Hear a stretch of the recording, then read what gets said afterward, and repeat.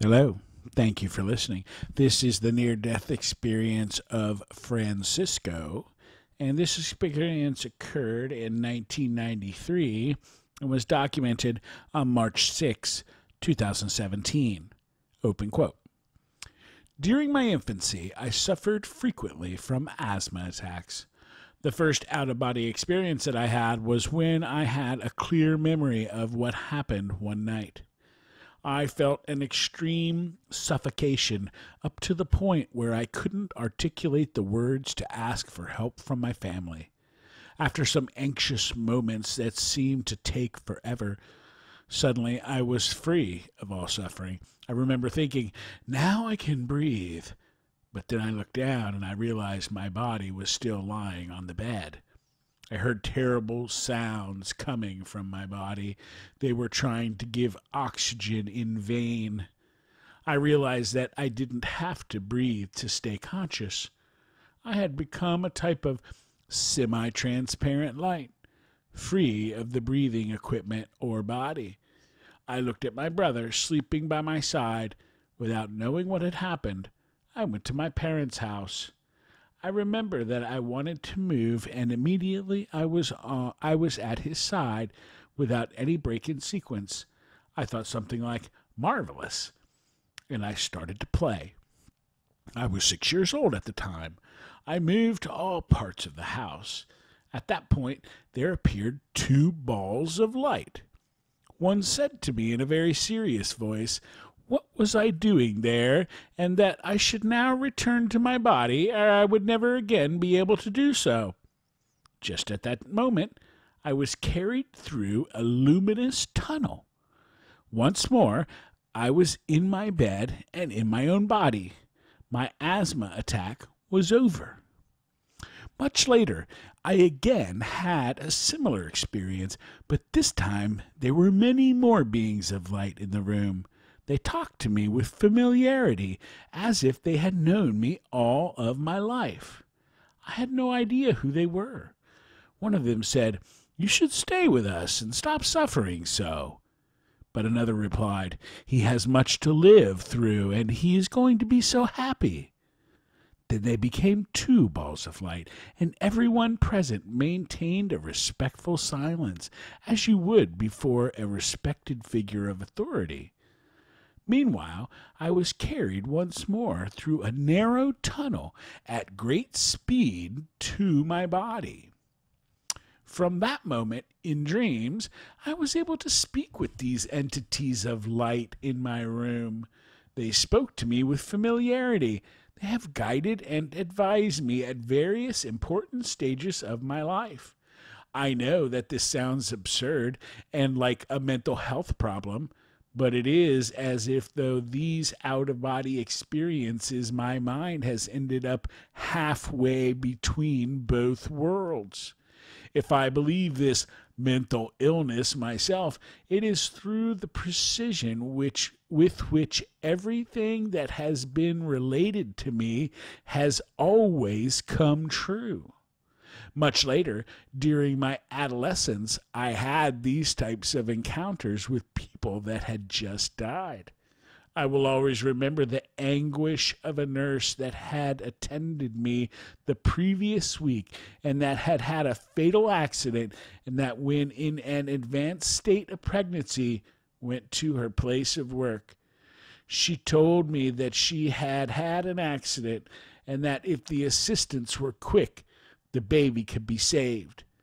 But I didn't know where the accident had happened, and I couldn't do anything. The very next day they confirmed her death, and ever since I have been left with the feeling of helplessness of not being able to do anything for her. On another occasion, my grandmother, recently dead, gave me precise instructions to pick up my grandfather at his house. He was now ill and needed help. She said to me, "Go where the pink shark is," something that held no meaning at the time for me. At that moment, I heard the phone ring, and a neighbor of my grandfather told us how ill he was. So my mother gave me the keys to the car and sent me to get him. The usual road was closed due to a storm that had strewn trees in the way, and the operatives that were there told me that the other route that I could take was blocked as well. It occurred to me to take a small forest trail which would be able to get through the fallen trees. On arriving at the entrance to the said route, there had been a citron distribution pink in a colored park there. There had been I think there's a car. This is all caps. There had been a Citroen DS Tiburon, pink in color, parked there. I froze, but at the same time I knew that if I went on this road there, I would get there without problems, as indeed it transpired. I have had many such experiences of this type, and at the level of detail of these premonitions, it has made me sure it is not a mental disorder of any type.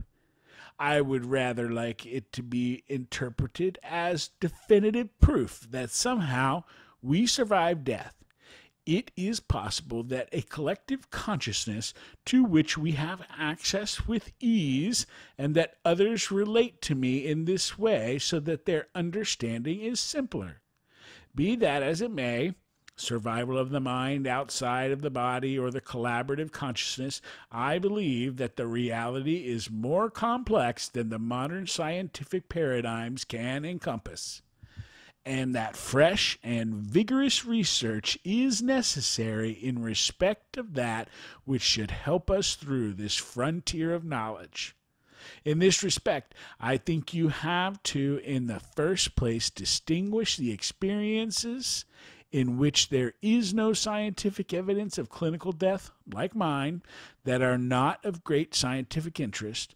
They can now be interpreted as hallucinations through cerebral hypoxia, and for those others in which there is clinical death, like those of the subjects who had NDEs and who had at least 1 minute without EEG activity and no heart activity. These types of experience are those which make science reflect on the current concepts of consciousness and mind, and the fact that there seems to be some sort of conscious activity in brains that there shouldn't be according to current paradigms. The fact that people blind from birth are able to vividly remember colors through their NDEs of this type are also very significant, that there is something that is eluding us.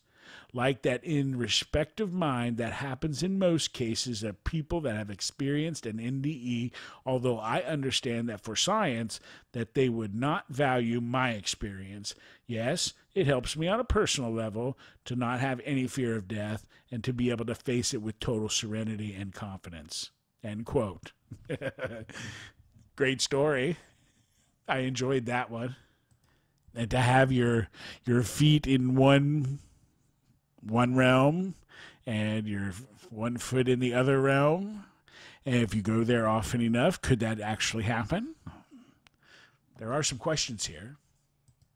Question: at what time during the experience were you at your highest level of consciousness or alertness? Answer: during the entire experience, one has a level of alert and expanded consciousness compared to normal. Question: did you pass into or through a tunnel? Answer: yes, I went through it on my return to my body. Question: did you encounter or become aware of any deceased or alive beings? Answer: uncertain. They were very familiar with me, as if they knew me, although I, at the age of 6, had never met them. Question: what emotions did you feel during the experience? Answer: peace and freedom. My anxiety at not being able to breathe ended suddenly. Question: did your experience include features consistent with your earthly beliefs? Answer: I was a child of 6 years for whom the feeling of reality which one has at that age is always a bit distorted and immature. Indeed, the prefrontal lobe is not yet sufficiently developed. Question, did you seem to encounter a mystical being or presence or hear an unidentifiable voice? Answer, they were types of luminous, semi-transparent balls. In fact, I was one of them. Question, during your experience, did you gain information about pre-mortal existence? Uncertain. During later telepathic experiences in dreams with those two entities attended me, occasionally they let me have access to memories of those which they said were previous lives that I had lived.